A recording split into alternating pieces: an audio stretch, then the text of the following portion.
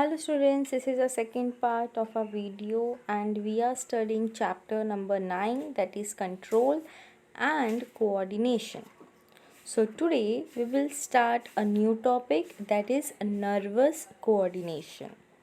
So as in every system whatever we have studied about respiration also, first we used to study about unicellular and then we proceed to multicellular. So in the same manner, first we will study about nervous system in Hydra. This is Hydra. We all know. So Hydra also have a nervous system. Hydra is a Cnidarian, shows the diffused nervous system, which is the most primitive nervous system. This Hydra are the first animal group showing true simple nervous system. इसके पास एकदम simple nervous system है and it is first animal group. ये important है for neat point of view.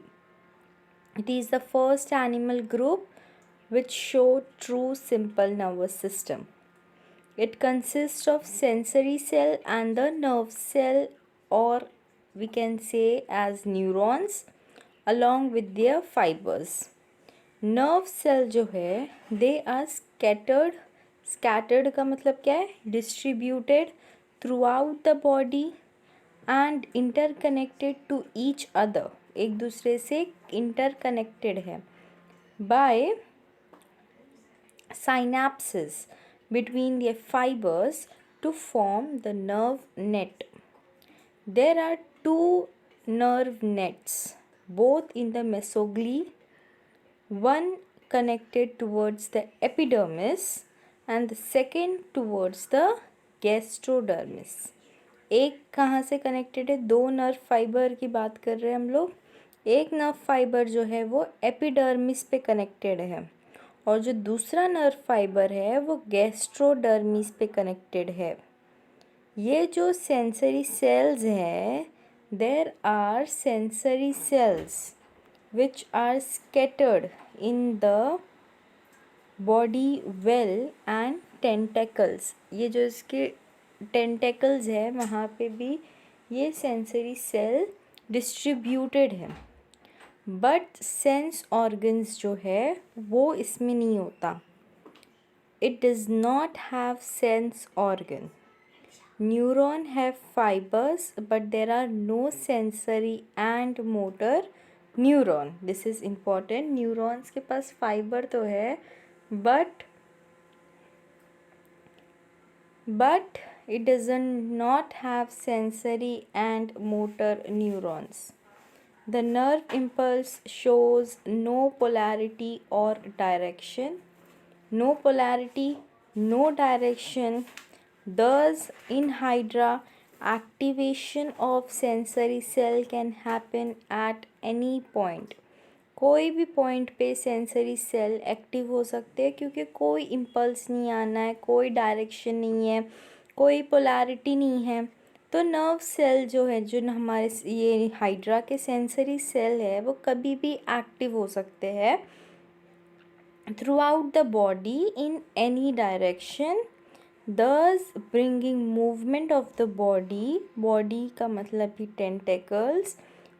For example catching of prey during feeding. क्योंकि ये लोग कभी भी मूव कर सकते हैं तो ये लोग अपना जो प्रे है, इट मीन्स उनका जो खाना है उस पर ये लोग कैच करते हैं ड्यूरिंग फीडिंग के टाइम पे. तो ये है everything about hydra. This is not that important but जैसे कि हम लोग यूनिसेलुलर के बारे में पहले पढ़ते हैं, so we have studied first over year, that is hydra. उसके बाद सेकेंड एनिमल है जिसके बारे में हम लोग पढ़ेंगे, वो है प्लैनेरिया. प्लैनेरिया ही है flat worm. Planaria is a flat worm belonging to the phylum Platyhelminthes. Phylum Platyhelminths. It is the most primitive animal with a central nervous system located on the ventral side of the body. इसका जो ventral side है वहाँ पे पूरा CNS system located है, and it consists of a mass of cerebral or cephalic ganglion appearing like a inverted U-shaped brain. Obvious सी बात है that nervous system cannot function without brain, तो इसके वेंट्रल बॉडी में पूरा नर्वस सिस्टम लोकेटेड है, बहुत ही primitive तरीके से एकदम उठ के आता है इसका नर्वस सिस्टम। इसके पास जो ब्रेन होता है हमारा, उसका सेरिब्रल पार्ट है, गैंग्लियन है, यहाँ पे देखो ऊपर की तरफ दिख रहा है, गैंग्लियन जैसे पार्ट है, सेरिब्रल जैसे पार्ट है। Then this lie in the anterior और हेड रीजन, हेड रीजन में दिखाई दे रहा है, इसे ब्रेन करके मार्क किया हुआ है यहाँ पे। देन ये एंटीरियर रीजन में दिखाई देता है, and from each ganglion, her ganglion से 9 ब्रांचेस राइज होती है टुवर्ड द आउटर साइड। ये बहुत इम्पोर्टेंट था, हर गैंग्लियन से 9 ब्रांचेस अराइज होती है। Ventral, from below the ganglion arises a pair of ventral nerve cord, that is VNC, or we can say it as long nerve cord। जो ventral position में ganglion के नीचे से below the ganglion एक VNC cord निकलती है, जो कि लॉन्ग नर्व कॉर्ड है, सबसे लंबी नर्व कॉर्ड है इसमें, ventral nerve cord, important for MCQ। Then the peripheral nerve plexus arising laterally from VNC। अब एक होता है PNC। PNC में क्या होता है, जैसे हम लोग VNC में वेंट्रल नर्व कॉर्ड पढ़ते हैं, वैसे PNC में we are studying about peripheral nerve plexus, जो कि अराइज होती है लेटरली फ्रॉम VNC। VNC आ गया गैंग्लियन से, VNC से अराइज हो रही है PNC। अब ये PNC जो है, it include sensory cells arranged in lateral cord in the body.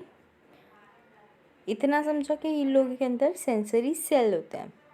A pair of photo sensory structure, eyes are located on dorsal side of the brain. Also there are single sensory cell scattered in the body। एक एक sensory cell है जो पूरे body में scattered है। Then in the above example what we have studied about hydra and planaria, and the earlier studied example of cockroach and humans, we have seen the gradual evolution or changes of the neural system. There is a high level of specialization in the formation of neuron as electrically signaling cells, and also in the entire system. The expansion into a properly organized system involving the brain, its gradual expansion in size and function, this has led to centralization of various sense organ arising in coordinating the internal environment with that of the external environment। internal environment का coordination हो रहा है with the external environment। Also their evolution of the complex networking system, obviously we can't forget about evolution, it is a very complex part which efficiently transmits signals between one part or organ of the body and another। तो यहाँ पे we have studied about planaria and hydra, दोनों भी part बहुत important है students. Now we will study about a new topic जो है neural tissues. Neural tissue क्या है, उसका फंक्शन क्या है, we will study everything deeply. Then the neural tissue consists primarily of two types of cell, viz the neuron and the neuralgia, or it also called as glial cell.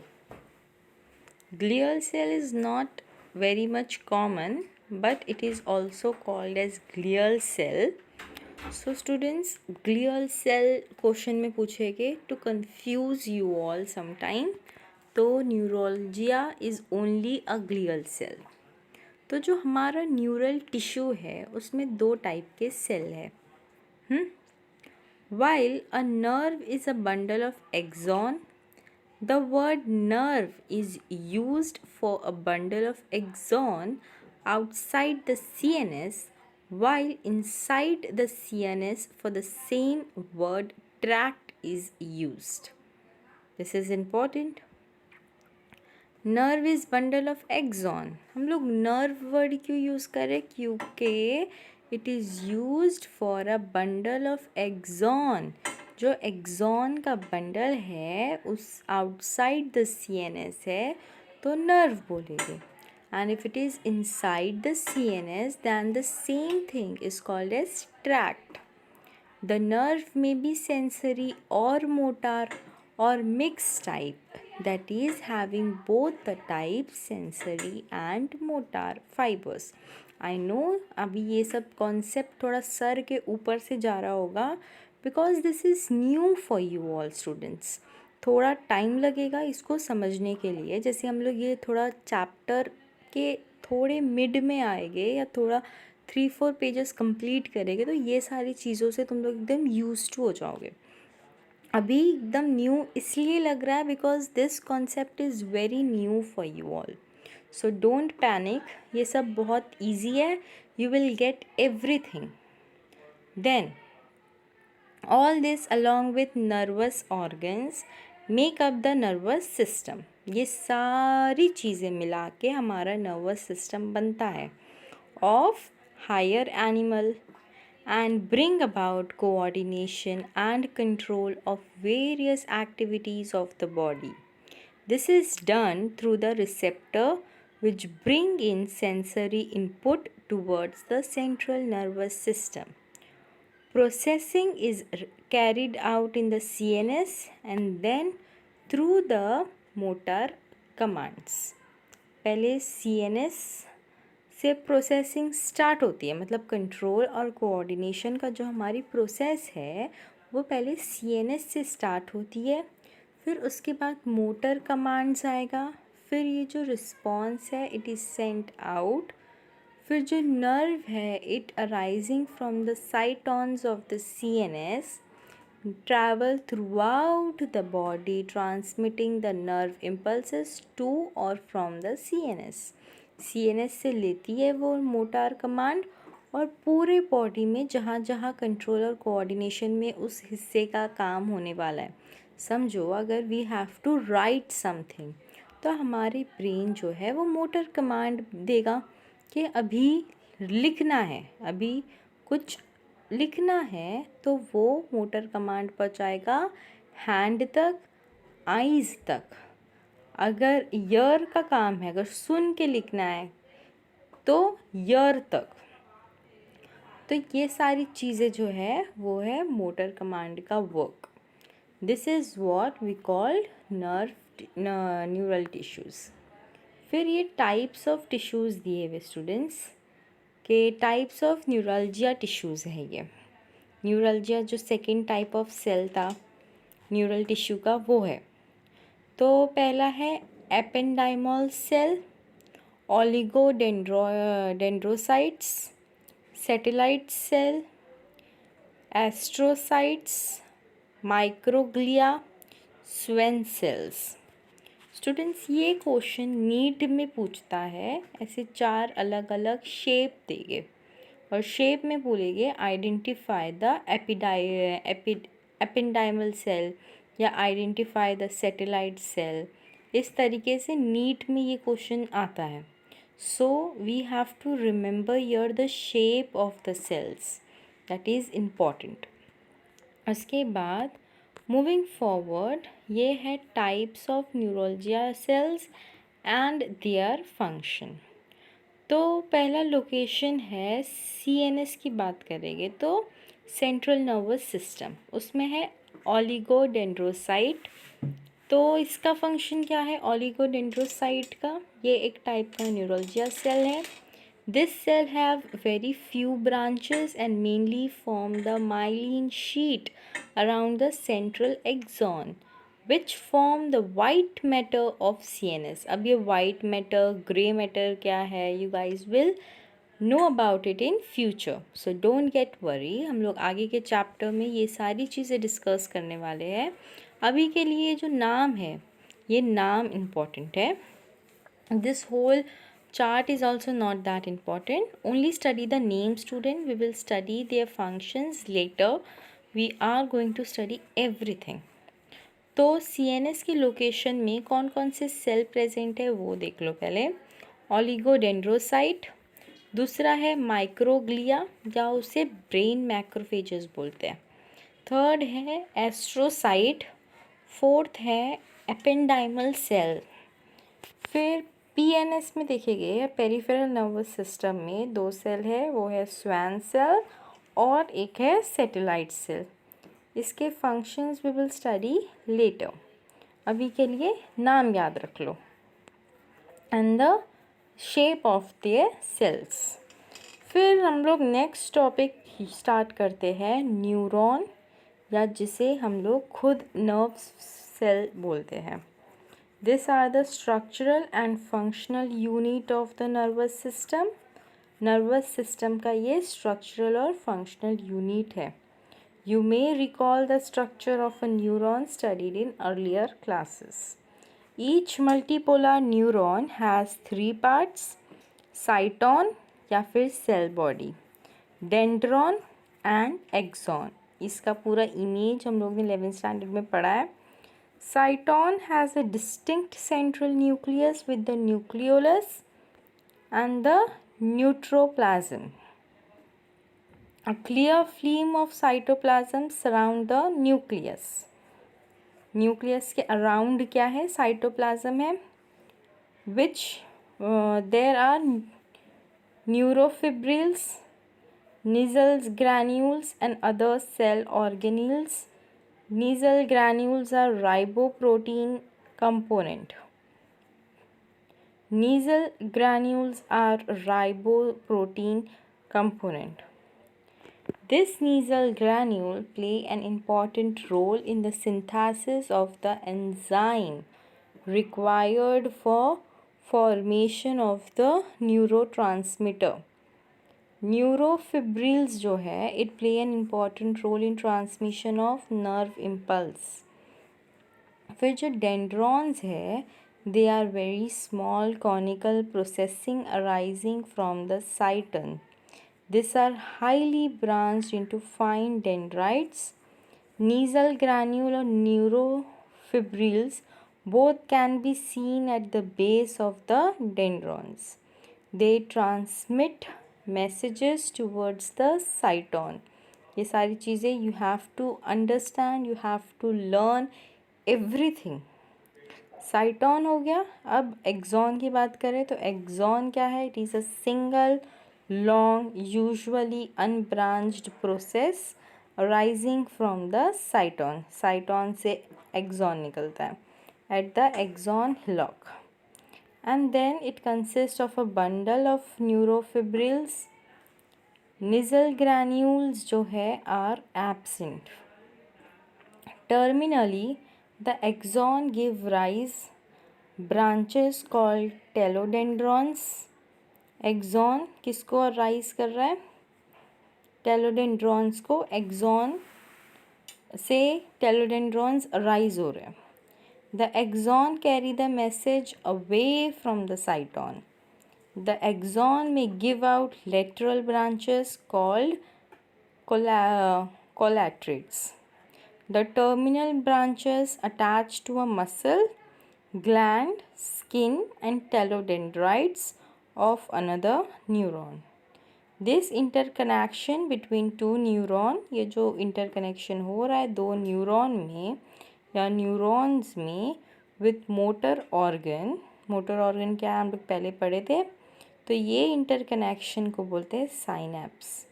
ये synapse बहुत important concept है, हम लोग इसके बारे में भी deeply study करेंगे in this chapter. Then it is usually axodendritic. अभी हम लोग साइनैप्स की बात कर रहे हैं और मे बी एक्सोनिक, एक्सोसोमैटिक और dendrodendritic. Don't get panic with this words, ये सारे वर्ड्स के बारे में we are going to study. ये सारा सिर्फ एक इंट्रोडक्शन है नाम याद करवाने के लिए, so just be clear with the names. Axodendritic और may be called as axonic. Second है एक्सोसोमैटिक, थर्ड है डेंड्रोडेंड्रियोनिक। Cytons are generally found inside the brain, spinal cord and in the ganglia. Small group of cell bodies inside the white matter of brain are called basal nuclei. A bundle of axon called nerve may be covered one only by neurilemma in the non-metulated nerve, while in the medulated nerve it is covered both by the medullary sheath and on the outside by neurilemma. Conduction of impulse by the medulated nerve is 50 times faster.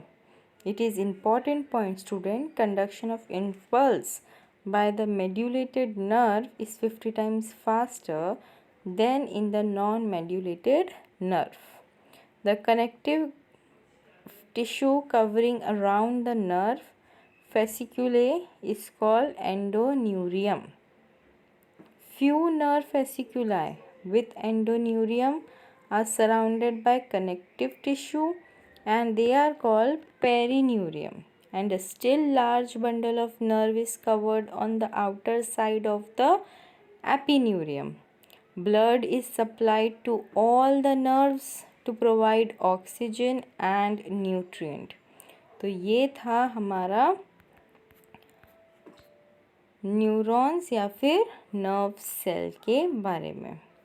तो students after this एक था neuroglial cells जो second type है। तो neuroglial cell क्या है? Are far greater in number than the neuron. Most of the supporting cell of the nervous system are derived from the same embryonic tissue layer, ectoderm, that produces neuron. Ectoderm को कौन produce करता है? Neuron produce करता है. The term neuralgia refers to the supporting cell of the central nervous system and the peripheral nervous system. It is also a kind of introduction part. In the next part, we will study deeply about synapse, students. So thank you and stay tuned.